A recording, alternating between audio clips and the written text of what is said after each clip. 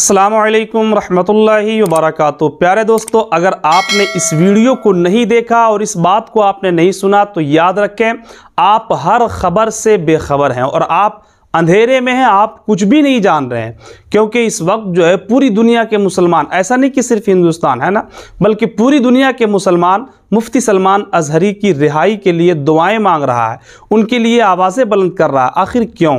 ان کے لیے خانقاہوں میں دعائیں کی جا رہی ہے، خانقاہوں سے آواز بلند کی جا رہی ہے، آخر کیوں؟ اس کی وجہ صرف یہ ہے کہ مفتی سلمان ازہری صاحب نے تحفظ ناموس رسالت کا پرچم لے کر کے اٹھا اور ناموس رسالت پہ حملہ کرنے والوں کو مفتی سلمان ازہری نے دندان شکن جواب دیا، ان کے چیلنج کو قبول کیا۔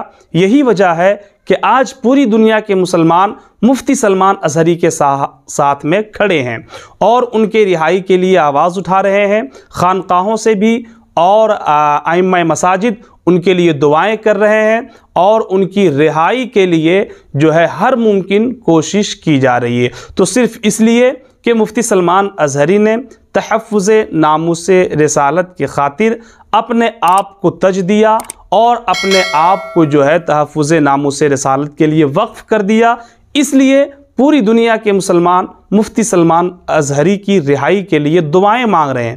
لیکن کیا یہ ناانصافی نہیں ہے کہ صرف ایک کے لیے آپ آواز اٹھائیں اور دوسرے کو ہم بھول جائیں؟ کیونکہ اس وقت یہ دیکھا جا رہا ہے کہ ہر خانقاہ سے مفتی سلمان ازہری کے لیے آواز اٹھائی جا رہی ہے۔ بے شک آواز اٹھانی چاہیے، آواز اٹھنی بھی چاہیے، حکومت تک آواز پہنچنی چاہیے، لیکن جہاں پہ آپ مفتی سلمان ازہری کے لیے آواز بلند کر رہے ہیں وہیں پہ ایک اور آپ کے قائد ہیں جنہوں نے تحفظ ناموس رسالت کے لیے کس طرح سے انہوں نے قربانیاں دی ہے، وقت کی قربانیاں دی ہے اور مال و دولت کو قربان کیا ہے۔ آپ خود سنیں، خود دیکھیں، پھر اس کے بعد ہم آپ سے بات کرتے ہیں کہ آخر یہ ہیں کون، اس پر ہم تفصیل سے بات کریں گے۔ پہلے آپ اس ویڈیو کو دیکھ لیں۔ ایسا کچھ نہیں، ہم تو جائیں گے، ہم نے پبلک کال کیا ہے، ہم کو جانا ہی وہاں کسی بھی حال میں۔ آپ کسی بات کو بات ہی نہیں کرنا ہے، آپ کسی بات کو نہیں سمجھیں گے۔ ارے ہمارے نبی کے سامنے ایسی گستاخی ہو گئی، ہم کیا سمجھیں گے؟ ایسی بات آپ کر رہے ہو، یہ آرام سے کیا بات کر رہے ہیں؟ آپ نے کیا سمجھ رکھا ہے کہ آپ مقدمے کر کے ہمیں ڈرا لیں گے، ہمیں دھمکی دے لیں گے؟ آرام کہاں رہے گی؟ آرام تو ختم ہو گئی ہماری۔ 8 اگست کو کھڑے ہو کے وہاں اللہ کی شان میں یہ کہا جا رہا ہے کہ اللہ کاٹا جائے گا اور آپ لوگ ہمیں یہ قانون بتانے کے لیے آئے، اب آپ کا قانون کہاں چلا جاتا ہے؟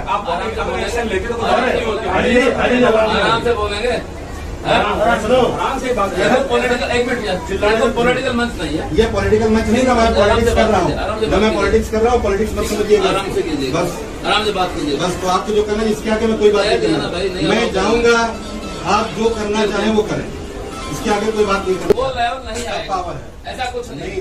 یہ ہے قمر غنی عثمانی صاحب، جب ناموس رسالت پہ حملہ ہوا تب انہوں نے تحفظ ناموس رسالت کا پرچم اٹھایا ہے، اور آپ جس بے باکانہ انداز کو آپ دیکھ رہے ہیں نا، یہی بے باکانہ انداز ان کا ہمیشہ رہا ہے، اور آج وہ 2 سال سے، 1-2 دن سے نہیں، آج 2 سال سے وہ جیل کے سلاخوں میں پڑے ہوئے ہیں اور نہ کسی خانقاہ سے آواز اٹھائی جا رہی ہے اور نہ کسی خانقاہ سے آوازیں بلند کی جا رہی ہے، نہ ان کی رہائی کے لیے دعائیں مانگی جا رہی ہے۔ لوگ انہیں بھلا دیے ہیں، اور آخر آج وہ جیل کے سلاخوں میں کیوں اپنی زندگی کاٹ رہے ہیں؟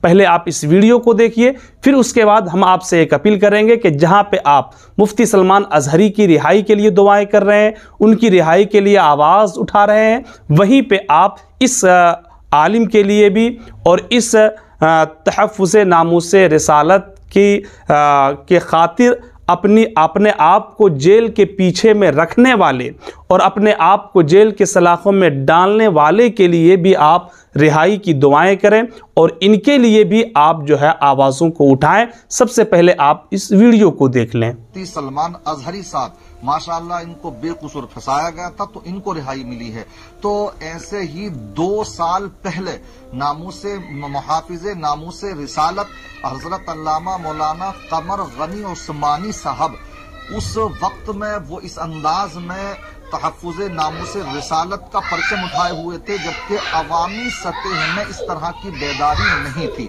मगर मामला क्या है, 2 साल पहले गुजरात में कत्ल हुआ, उस कत्ल के मामले में उनको मुल्जिम ठहरा करके उनको सलाखों के पीछे भेज दिया गया। कोशिशें करने वाले कोशिशें कर रहे हैं उनके खिलाफ, मगर यहां पर मैं ये अपील करना चाहूंगा, इस वक्त जबकि बेदारी है हमारी आवाम में भी, तो हमको चाहिए कि जो पढ़ा लिखा तबका है उनकी रिहाई के लिए भी इसी तरीके से एहतजाज भी करें और अपनी जितनी भी हद तक मकदूर कोशिशें हैं वो करें। मैं आपको बतलाता चलूं कि हजरत अल्लामा मौलाना कमर उस्मान गनी साहब जो हैं वो अहले सुन्नत वल जमात का वो चेहरा है, माशाअल्लाह नामूसे रिसालत पर पहरा देने वाली वो शख्सियत है कि वो सिर्फ गुफ्तार के गाजी नहीं बल्कि किरदार के गाजी थे। अब मुफ्ती सलमान अजहरी साहब का मामला यह है कि उनके तकरीरी मैदान में है, वो इस तरह से तकरीरी मैदान में नहीं थे लेकिन अमली मैदान में थे। क्यों? उनके कारनामों को अगर देखा जाए तो माशाअल्लाह उन्होंने वो मुस्लिम नौजवान, मैं उनकी आपको उपलब्धियां बताता हूं, उनके कारनामे बताता हूं कि मुफ्ती मौलाना कमर उस्मान गनी साहब वो कैसे मैदान अमल के गाजी थे, किस अंदाज में उन्होंने काम किए। तो आपको मैं थोड़ी सी झलक दिखाता चलूं कि उन्होंने माशाअल्लाह वो मुस्लिम नौजवान जो बेकसूर जेलों में ठूस दिए गए हैं, तो उनको रिहाई कराने की, उनके मुकदमात लड़ने की जो हिम्मत और जसारत दिखाई थी, तो ये मौलाना कमर उस्मान गनी साहब ने दिखाई थी।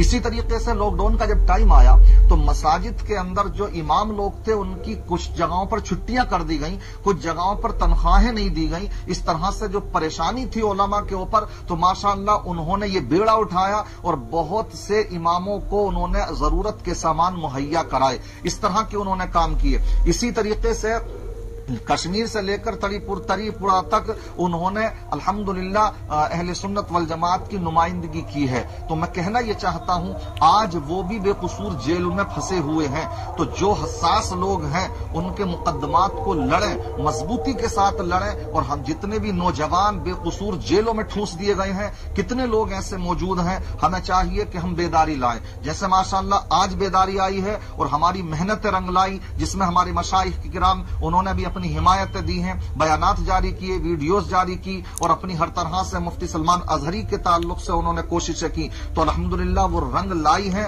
और लाएंगी इंशाअल्लाह। जो एक अभी उनको बेल होना बाकी है, एक FIR जो हुई थी उसके मामले में, तो इंशाअल्लाह हमें यकीन के साथ हम कह सकते हैं क्योंकि वो बेकसूर हैं। ऐसे ही मौलाना कमर उस्मान गनी साहब भी बेकसूर हैं, तो उनके लिए भी अगर हम ऐसे ही मिलकर के कोशिश करेंगे तो मुझे यकीन है कि इंशाअल्लाह उनको भी जल्द अज जल्द रिहाई मिल जाएगी। देखिए बेदारी लाइए, वरना ऐसे ही अगर होता रहा, तमाशागीर हम बने रहे, अगर यही मामला रहा तो कल मतलब यह है कि उनकी जैसे आज बारी आई तो कल हमारी भी बारी आएगी। इन बातों को समझने की जरूरत है। अल्लाह ताला तमाम जो भी कैदो बंद की मुसीबतें झेल रहे हैं, अल्लाह सबको इज्जत के साथ रिहाई अता फरमाए। जो भी बेकसूर जेलों में फंसे हुए हैं उनको भी इज्जत के साथ रिहाई अता फरमाए। जो बेजा मुकदमाबाजी में फंसे हुए हैं, अल्लाह उन सबको भी उससे छुटकारा नसीब फरमाए। उलमा पर अपना खास करम फरमाए, मुसलमानों पर अपना रहमो करम फरमाए और सबको मुत्तहिद होकर अपने तमाम